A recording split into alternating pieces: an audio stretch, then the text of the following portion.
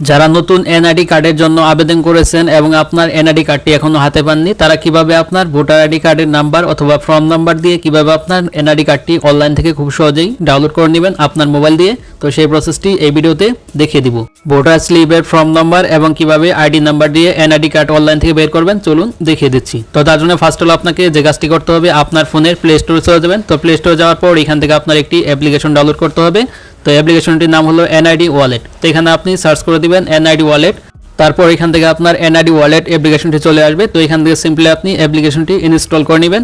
তো আমি অলরেডি অ্যাপ্লিকেশনটি ইনস্টল করে নিয়েছি। তো অ্যাপ্লিকেশনটি ইনস্টল হওয়ার পর তারপর আপনি যে কাজটি করবেন, আপনার ফোনের গুগল ক্রোম যে ব্রাউজারটি আছে তো সেই ব্রাউজারটি ওপেন করবেন। তো ওপেন করার পর তারপর এখানে আপনি সার্চ করবেন এনআইডি সার্ভিস বিডি। তো এনআইডি সার্ভিস বিডি, তো এই লেখাটি লিখে জাস্ট আপনি এখান থেকে সার্চ করে দেবেন। তো সার্চ করে দেওয়ার পর জাস্ট এখান থেকে আপনি এরকম একটি পেজ দেখতে পারবেন। তো এখান থেকে ফার্স্টে যে ওয়েবসাইটটি রয়েছে সার্ভিস এনআইডি গভর্নমেন্ট বিডি, তো জাস্ট আপনাকে এই প্রথম ওয়েবসাইটটিতে ক্লিক করতে হবে। তো ক্লিক করার পর তারপর এখান থেকে জাস্ট আপনি এইরকম একটি পেজ পেয়ে যাবেন। তো এখান থেকে দেখতে পাচ্ছেন ফার্স্টে অ্যাকাউন্ট নেই, তারপর এখানে দেখতে পাচ্ছেন রেজিস্টার করুন অপশন আছে। তো এখান থেকে রেজিস্টার করুন এই বাটনে ক্লিক করে দিবেন। তো ক্লিক করে দেওয়ার পর তারপরে এরকম একটি ফর্ম চলে আসবে। তো এখান থেকে দেখতে পাচ্ছেন অ্যাকাউন্ট রেজিস্টার, তারপর এখান থেকে ফার্স্টে দেখতে পাচ্ছেন জাতীয় পরিচয়পত্র নাম্বার। তো এখান থেকে আপনার এনআইডি কার্ডের নাম্বার যদি পেয়ে থাকেন তো সেই নাম্বারটি দিবেন, অথবা আপনি যদি ভোটার আইডি কার্ডের স্লিপে যে ফর্ম নাম্বারটি আছে তো সেই ফর্ম নাম্বারটিও দিয়ে এখানে আপনি বের করতে পারবেন। তারপর এখান থেকে দেখতে পাচ্ছেন আপনার জন্ম তারিখ দিতে হবে, তারপর এখানে ফার্স্টের দিন দিবেন, তারপর মাস দিবেন, তারপর বছর দিবেন, তারপর এখানে একটি ক্যাপচা কোড দেখতে পারবেন। তো ক্যাপচা কোডটি এখানে লিখে তারপর এখান থেকে সাবমিটে ক্লিক করতে হবে। তো আমি জাস্ট এখান থেকে ফার্স্টে আমার জাতীয় পরিচয়পত্রের যে নাম্বারটি আছে অথবা ফর্ম নাম্বারটি তো সেটি দিয়ে নিচ্ছি। তো ফর্ম নাম্বার অথবা আইডি নাম্বারটি দিয়ে দিলাম। তো দেওয়ার পর তারপর এখান থেকে জাস্ট আপনার জন্ম তারিখ দিতে হবে। তো জন্ম তারিখটি এমনভাবে দিবেন, তার ফার্স্টে আপনার এখানে দিন দিতে হবে। তো এখানে আমি জাস্ট দিন লিখে দিলাম, তারপর এখান থেকে আপনার মাস লিখে দিতে হবে, তারপর এখান থেকে আপনার সালটা লিখে দিতে হবে। তো এই তথ্যগুলো অবশ্যই আপনি এনআইডি কার্ডে আবেদন করার সময় যে তথ্যগুলো দিয়েছিলেন, যেভাবে জন্ম তারিখ জন্ম সাল দিয়েছিলেন তো সেভাবে আপনাকে এখানে লিখে দিতে হবে। তারপর এখানে দেখতে পাচ্ছেন একটি ক্যাপচা দেওয়া রয়েছে। তো এখানে জাস্ট আপনাকে ক্যাপচাটি পূরণ করতে হবে। তো এখানে কিছু সংখ্যা লেখা থাকতে পারে, তো যেভাবে লেখা থাকবে আপনি সেভাবে সংখ্যাগুলো এখানে নিচে বসিয়ে দিবেন। তো আমি জাস্ট এখান থেকে সঠিকভাবে ক্যাপচাটি পূরণ করে নিচ্ছি। তো ক্যাপচাটি পূরণ করে নেওয়ার পর তারপর এখান থেকে দেখতে পাচ্ছেন সাবমিট অপশন আছে। তো সিম্পলি জাস্ট এখান থেকে নিচের এই সাবমিট অপশনে ক্লিক করে দিতে হবে। তো সাবমিটে ক্লিক করে দেওয়ার পর তারপর এখান থেকে এইরকম একটি পেজ পেয়ে যাবেন। তো এখান থেকে দেখতে পাচ্ছেন অ্যাকাউন্ট রেজিস্টার। তো এখানে আপনার বর্তমান ঠিকানা এবং স্থায়ী ঠিকানা দিতে হবে। তো ফার্স্ট এখানে আপনার বিভাগ, জেলা, উপজেলা, তারপর এখান থেকে আপনার বিভাগ, জেলা, উপজেলা দিতে হবে। দেওয়ার পর তারপর এখান থেকে নিচে দেখে যে পরবর্তী বাটন আছে এখান থেকে পরবর্তীতে ক্লিক করতে হবে। তো ফার্স্ট এখান থেকে জাস্ট আমার বিভাগটা সিলেক্ট করে নিচ্ছি। তো আপনাদের বিভাগটা দিয়ে দিবেন। তারপর এখান থেকে আপনাদের জেলা সিলেক্ট করে নেবেন। তো আপনি কোন জেলায় রয়েছেন তো আমি জাস্ট জেলা সিলেক্ট করে নিচ্ছি। তারপর এখান থেকে আপনার উপজেলা দিয়ে দিবেন।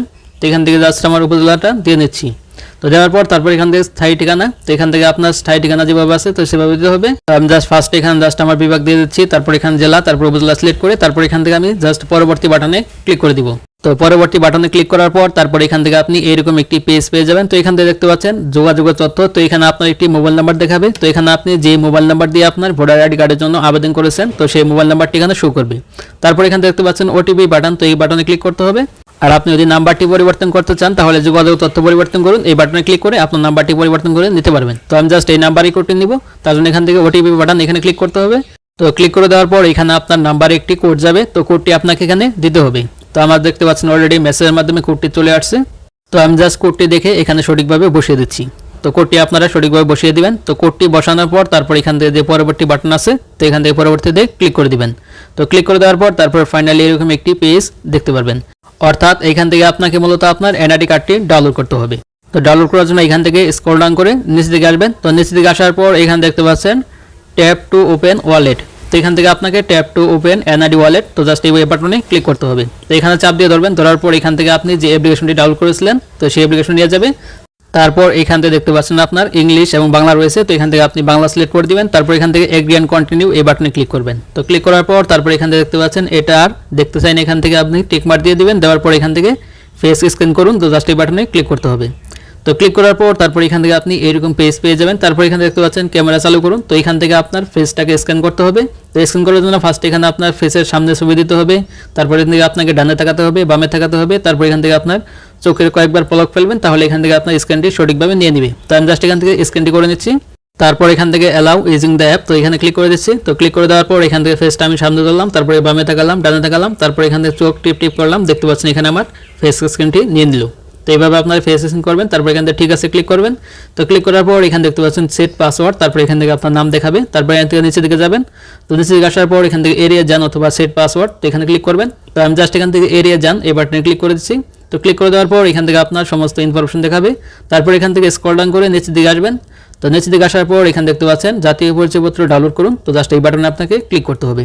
তো ক্লিক করার পর এখান থেকে এরকম পপআপ আসবে, তো এখান থেকে আপনি ডাউনলোড বাটনে ক্লিক করবেন। তো ক্লিক করার পর ফাইনালি এখান থেকে আপনার এনআইডি কার্ডটি ডাউনলোড হয়ে যাবে। তো এখান থেকে দেখতে পাচ্ছেন আপনার গুগল ড্রাইভে অথবা আপনার যে পিডিএফ আছে, তো আপনার পিডিএফ এটা ডাউনলোড হয়ে যাবে অটোমেটিক।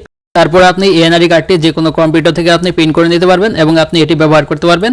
তো এই ছিল প্রসেস কিভাবে আপনার ভোটার আইডি কার্ডের স্লিপ নাম্বার দিয়ে অথবা ফর্ম নাম্বার দিয়ে অথবা এনআইডি নাম্বার দিয়ে আপনার এনআইডি কার্ড বের করতে হয়। তো ভিডিওটি এই পর্যন্তই। তো ভিডিওটি ভালো লাগলে অবশ্যই লাইক দিবেন, আর চ্যানেলটি ভালো অবশ্যই চ্যানেলটি সাবস্ক্রাইব করে রাখবেন এই ধরনের ইনফরমেটিভ ভিডিও পেতে।